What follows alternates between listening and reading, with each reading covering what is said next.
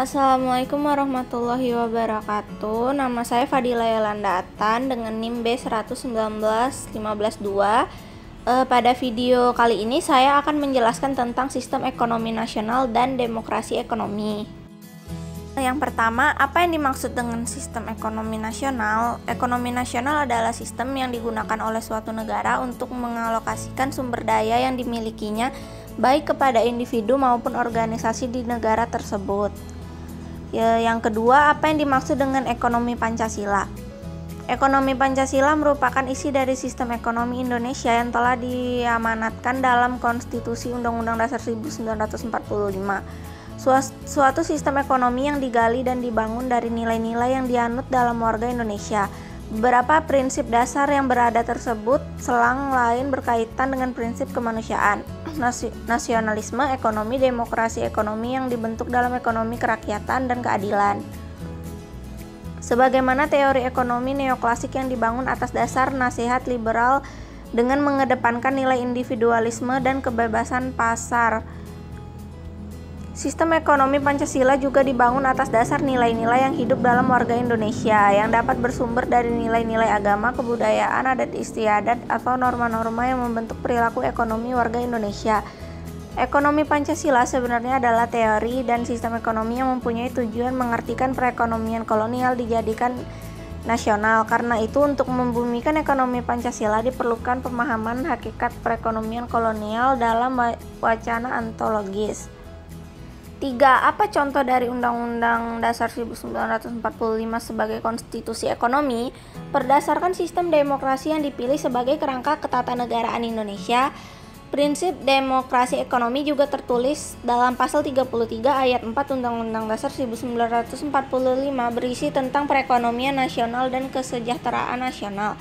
Sistem ekonomi pasar merupakan sebuah kondisi yang mendasarkan mekanisme pasar sebagai penentu dari kebijakan yang akan mempengaruhi praktik setiap negara.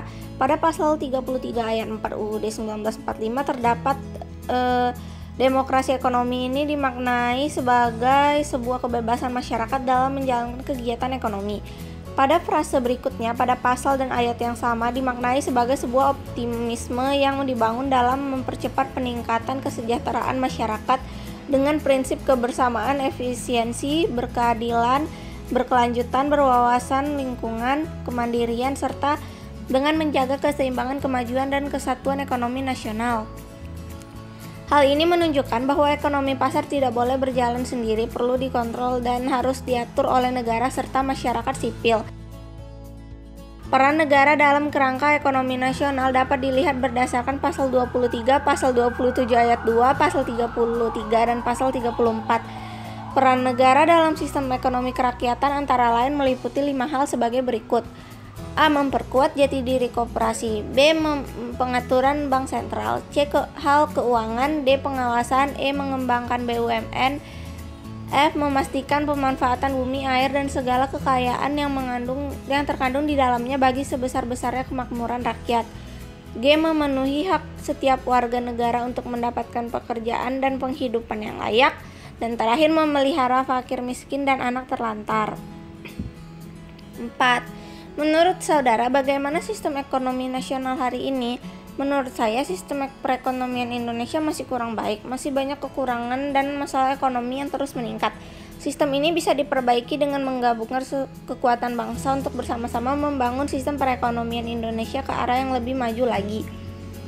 Tak ada lagi yang namanya krisis perekonomian bila semua pihak berusaha, pasti sistem ini dapat berjalan dengan baik untuk semua dan tidak perlu diganti. 5.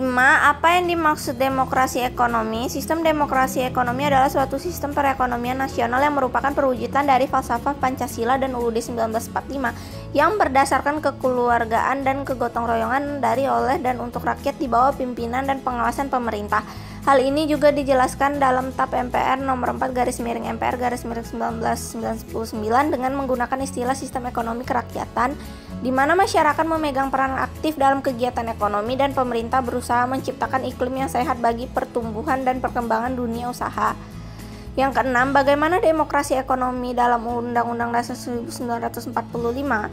Prinsip demokrasi ekonomi pada dasarnya lahir seiring dengan keberadaan welfare state atau negara hukum baru atau negara kesejahteraan. Konsep dan praktek political state maupun legal state yang telah ada sebelumnya banyak menimbulkan kesengsaraan rakyat, terutama rakyat golongan ekonomi lemah.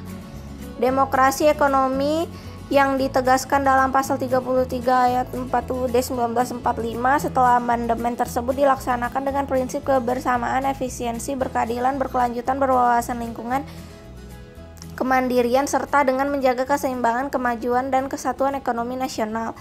Hanya sangat disayangkan bahwa dalam Undang-Undang Dasar 1945 tidak memberikan pengertian tentang maksud prinsip-prinsip tersebut.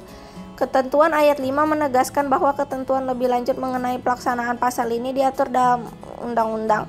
Hal ini bisa saja menimbulkan arti yang berbeda-beda atau persepsi, khususnya menyangkut pengertian prinsip-prinsip tersebut sebagai suatu referensi. Barangkali perlu menyimak ketentuan yang tertuang dalam garis-garis besar haluan negara, bahwa pembangunan ekonomi harus selalu mengarah kepada mantapnya sistem ekonomi nasional berdasarkan Pancasila dan Undang-Undang Dasar 1945 yang disusun untuk mewujudkan demokrasi ekonomi yang harus menjadikan dasar pelaksanaan pembangunan yang memiliki ciri sebagai berikut.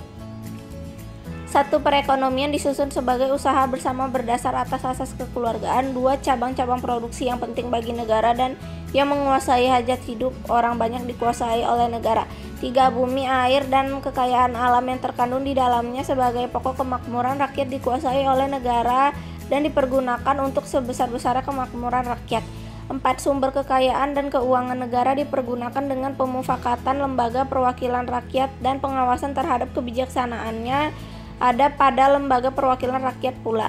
5. Perekonomian daerah dikembangkan secara serasi dan seimbang antar daerah dalam satu kesatuan perekonomian nasional dengan mendayagunakan potensi dan peran serta daerah secara optimal dalam rangka mewujudkan wawasan Nusantara dan ketahanan nasional.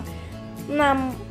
Warga negara memiliki kebebasan dalam memilih pekerjaan yang dikehendaki dan mempunyai hak akan pekerjaan dan penghidupan yang layak bagi kemanusiaan. 7. Hak milik perorangan diakui dan pemanfaatannya tidak boleh bertentangan dengan kepentingan masyarakat. 8. Potensi, inisiatif, dan daya kreasi setiap warga negara dikembangkan sepenuhnya dalam batas-batas yang tidak merugikan kepentingan umum. Dan yang terakhir, fakir, miskin, dan anak-anak terlantar dipelihara oleh negara. Demikianlah video presentasi saya. Saya akhiri. Wassalamualaikum warahmatullahi wabarakatuh.